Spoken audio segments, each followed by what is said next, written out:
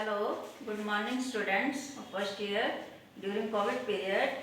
Yesterday we have discussed about syllabus of English and communication. Today we will start from reading section and first chapter is God Lives in the Punch. Written by Munshi Premchand. Okay. In this chapter two characters are very important. One is Juman Sheikh and next is Algu Chaudhary. Both of them were fast friends. I will tell you about this story. I will retranslate it and you should buy your books so that you can understand easily. First I will translate this story. God lives in the punch. This is our title. God lives in the punch. किसने लिखा? मुंशी प्रेमचंद ने. तो इसमें क्या है, एक जुम्मन शेख और एक अलगू चौधरी दोस्त फ्रेंड्स हैं, आपस में फास्ट फ्रेंड्स हैं. बचपन से इनकी दोस्ती कायम है. तो ये काम करते हैं मनी लैंडिंग का और इसके अलावा इनका आपस में बहुत अच्छा संबंध है. अगर एक इनमें से घर में नहीं होता तो दूसरा घर के सारे काम करता है. तो दोनों फ्रेंड्स इनकी आपस में अंडरस्टैंडिंग अच्छी थी.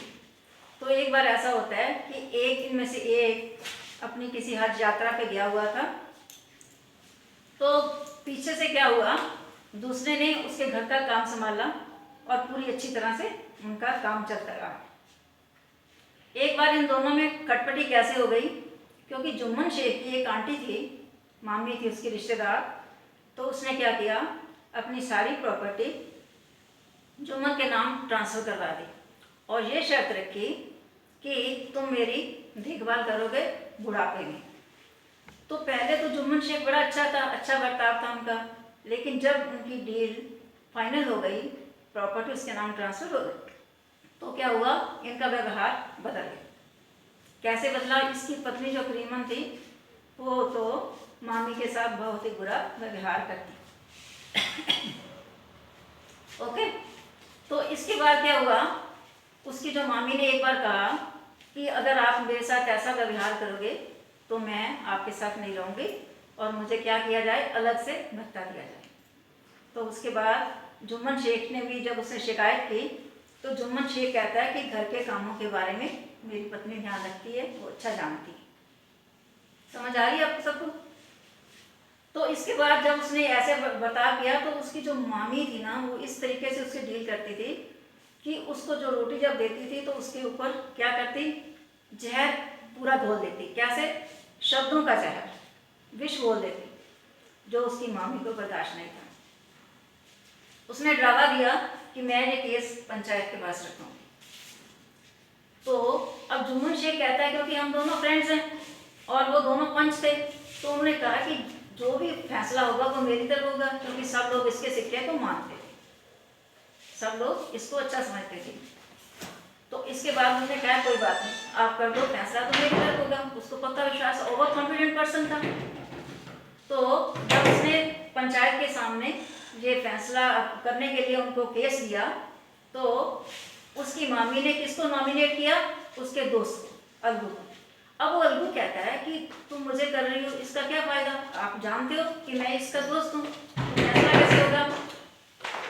तो उसने कहा कोई बात नहीं, क्योंकि जो भगवान है वो पंचों के हृदय में रहता है, इसलिए मैं आपको नॉमिनेट करती हूँ. तो जब वो हेड बन गया तो उसके बाद क्या हुआ, उसने जब फैसला करना था तो उसने फैसला सारा किसके पक्ष में दे दिया, किसके पक्ष में दे दिया, उसकी आंटी के पक्ष में दे दिया. उसने कहा कि इसको ये गुजारा भत्ता इसको देना पड़ेगा क्योंकि इसकी जो प्रॉपर्टी है इसके नाम. अब जो जुम्मन शेख है पक्का उसका क्या बन गया, कट्टर उसका दुश्मन बन गया. किसका? अपने दोस्त का, जो बचपन से उनकी दोस्ती थी उसका कट्टर दुश्मन बन गया. और वो हर समय सोचता रहता कि कोई ऐसा समय आए जब मैं इसके व्यवहार का बदला लूँ, क्योंकि इसकी दोस्ती मेरे साथ थी और इसने मेरे विरुद्ध ही फैसला ले लिया. अब क्या हुआ, जब भी आपस में मिलते कभी गलियों में बोलते नहीं, लेकिन एक दूसरे को गुस्से की दृष्टि से देखते, क्योंकि बदला लेना था उसने। तो अब जो अलगू था उसने बाटेश्वर के मेले में कहीं से बैलों की जोड़ी खरीदी थी। तो दुर्भाग्यवश उसका एक जो बैल था वो मर गया, और जो सेकंड वाला जो एक बैल बचा, बहुत सुंदर बैल थे वो, तो उसने कहा कि मैं इसको बेच देता हूँ। तो उसने साहू को बेच दिए, एक बैल उसको बेच दिया। अब वो क्योंकि कारोबार करता था, बाजार से चीज़ें लाता बेचता, तो वो अपने उसने उसको अपने जोत लिया, लेकिन उसको खाना नहीं खिलाता था, और उसकी काफ़ी उससे चक्कर